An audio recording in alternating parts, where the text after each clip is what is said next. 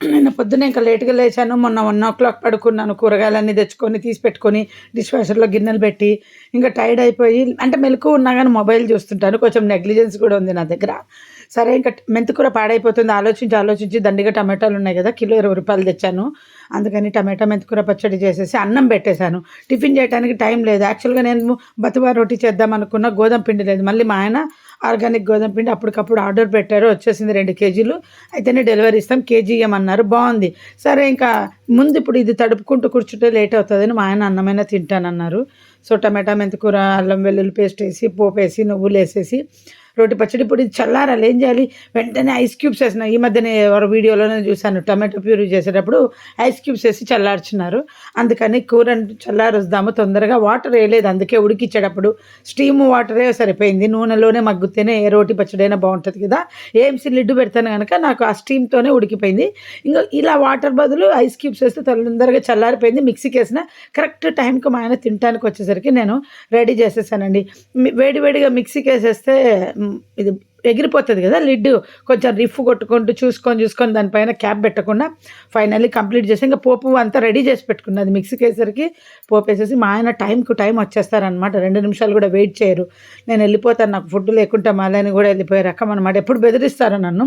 మొన్న కాకరకాయ అప్పుడు కూడా మీరు చూసుంటారు. నాది కంప్లీట్ అయింది. మా ఆయన పెట్టుకొని తినడానికి వచ్చారు. ఆయన టైం చూసుకొని నేను పరిగెత్తుతా ఉంటాననమాట. చిన్నది రెడీ అయినప్పుడు చిన్నది టైం చూడను గానీ, మా ఆయన రెడీ అయ్యేటప్పుడు మాత్రం ఆయన ఎప్పుడు రెడీ పటక్కున వచ్చేస్తారు. ఇంకా స్నానం నుండి వచ్చినారులే అనుకోవచ్చు. ఇంక స్నానానికి పోలేదులే అనుకోవచ్చు గానీ, సెకండ్‌లో వచ్చేస్తారు. ఆయన టైంకు రెడీ అవుతారనమాట. లేట్ అని చేయరు. టైం ఉంటే ఎక్కువసేపు టైం తీసుకుంటారు. లేకుంటే లేదనమాట. ఇంక ఆయనకు తినటానికి ఆ అన్నము, రోటి పచ్చడి ఇచ్చేసినాను. బాక్స్‌కి కూడా అదే రోటి పచ్చడి. అది ప్యాక్ చేశాక మళ్ళీ తక్కువైతదనిపిచ్చి మళ్ళీ ఇంకొంచెం తెచ్చి ప్యాక్ చేసిచ్చా. ముందు ఒకరిని పంపించేసేయాలండి. ఎవరికి అర్జెంట్ ఉందో వాళ్ళకి ముందు బయటికి పంపించేసి నేను రిలాక్స్ అవుతాను. మళ్ళీ నెక్స్ట్ ఎవరున్నారో వాళ్ళ కోసం ప్లాన్ చేస్తా. నేనింక పిల్లలకు, నేను అందరం కూడా అదే అన్నం తినేసాం. అన్నం ఎక్కువ పెట్టాను గదా! ఇంక ఒక రోజుకి ఏం కాదులే. రోటి పచ్చడి బావుంది. చాలా టేస్టీగా కుదిరింది. అది నాటు మెంతి కూర అంటారంట. మా ఆయన చెప్పాడు. సారీ నాటు కాదు. కస్తూరి మేతి అంట. చాలా టేస్టీగా కుదిరింది. కస్తూరి మేతి అంటే డ్రై మేతి కదా అన్న. బహుశా కస్తూరి మేతి తయారు చేయడానికి ఈ ఆకే వాడతారేమో. భలే టేస్ట్ కుదిరిందండి. ఇంత పెద్ద పెద్ద ఆకులున్నాయే ఏంటో అని అనుకున్నా.